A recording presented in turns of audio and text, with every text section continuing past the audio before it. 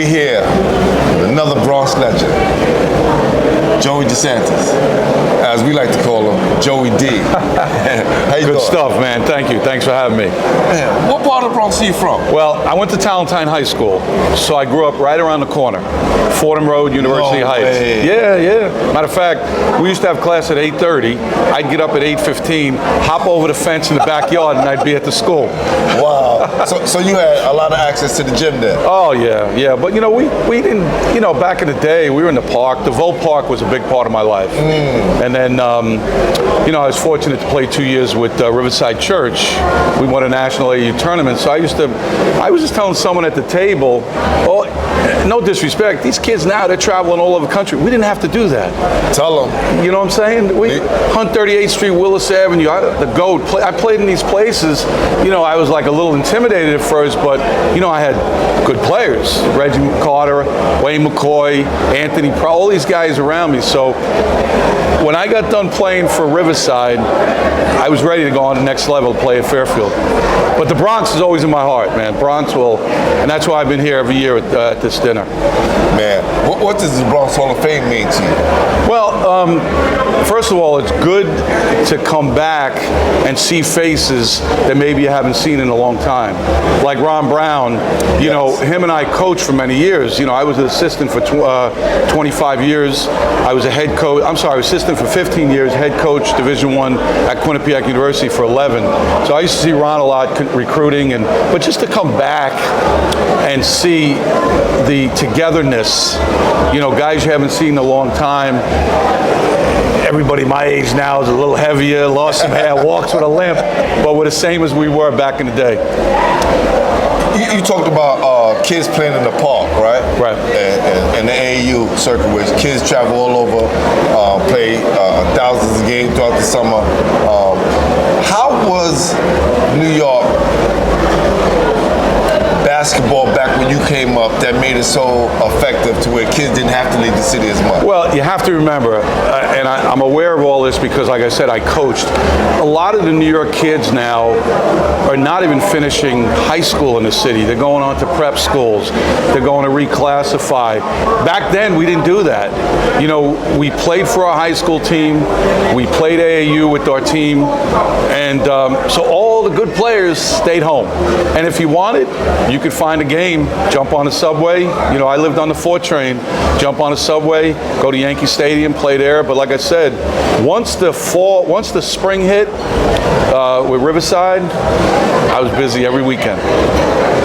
So the bottom line is, all the good players from New York stayed in New York, and you got a chance to run against players your age, players younger, players older, and it's a big reason why I am where I am, if you will. Man, so listen, hopefully we can get you on a podcast and really dig into your career and really talk about, all the guys that you played against and all the guys you faced throughout the year.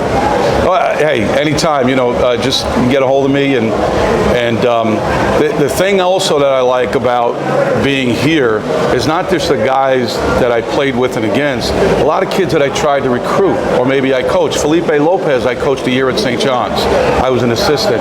Of course, I knew Eddie Pinckney when he was coming up. Yes. I recruited Stevenson High School pretty much, just to run into guys that you either recruited and coached, or guys that you recruited. Back in the day, you went in and you recruited a kid, you sit down with his family, and you sold the family thing.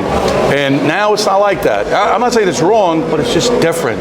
So it's about the NIL deals, right? Yeah, we don't. I broadcast now, so I do Fairfield games, I do Sacred Heart, and I don't even bring that up because it's, back in the day, we chased the game, right? We chased it to be good, the competition. We chased the school because we wanted to get an education. My father came over when he was 20 years old, was a tailor. Worked down in Manhattan every day, got on the subway. On Saturdays, he worked at the local dry cleaning on Fordham Road. My mother was a superintendent of a building. I had nothing. For me to get a college scholarship, come on. So now, and I'm not saying it's wrong, they're not chasing, the kids today aren't chasing the school necessarily to play, they're chasing the money. The bag. That kind of takes, that it definitely takes the old school out of it. I'm 67 now, you know, so. But it is what it is. I don't fault the kids, man. It is what it is. That's what they have to do. But it's just great to be here and see what Bronx basketball, young and old, is all about. All right, last question before we get you out of here. Yes, sir. How important was the pickup games back then? Oh, forget it. Like I said, so I lived on Loring Place, right? I lived on the top of the hill. So I'd walk down, there's DeVoe Park, and there'd be guys playing morning, noon, and night, you know? Snowing, don't matter, shovel the snow. Just the fact that you were able to play helped you when you got to organize ball, because it helped you deal with different situations. You know, the old guys would come in and they try and knock you on your butt. The young guys would. So that's how you got better. And it was the rite of passage, because you had to earn the 100%. opportunity to get on the court. Then you had to kind of stay on the court, right? And then when you was elite, if you lost, and somebody picked you back up, right? You were pissed that you lost, but you learned from it. You know, back in the day, the Chuck Taylors. You know, I used to put cardboard in my sneakers. Me too. You know what I'm saying? Yes. You know, John's Bargain Store. We used to go Fordham Road and buy cheap sneakers.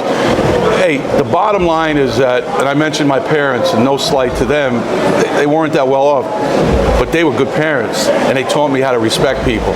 You know what I'm saying? So always, whether you're playing or coaching or in life, you try and rip your competition's head off, but the bottom line, you got to show respect, and that's what sports did for me. That's what basketball. And you know, it's funny.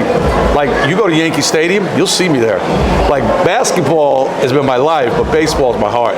Gotcha. And all that's from the streets. You know, stickball, softball. You know, we did it all. We did it all to survive. We did it to compete.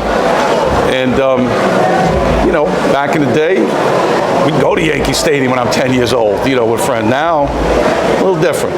Life's a little different. But it's good to be here with you, that's for sure. Listen, I'm glad we had a chance to talk. Good, thank you. All right, Joey D. All right, cool, thank you. Take care. Joey DeSantis, we out. Ready?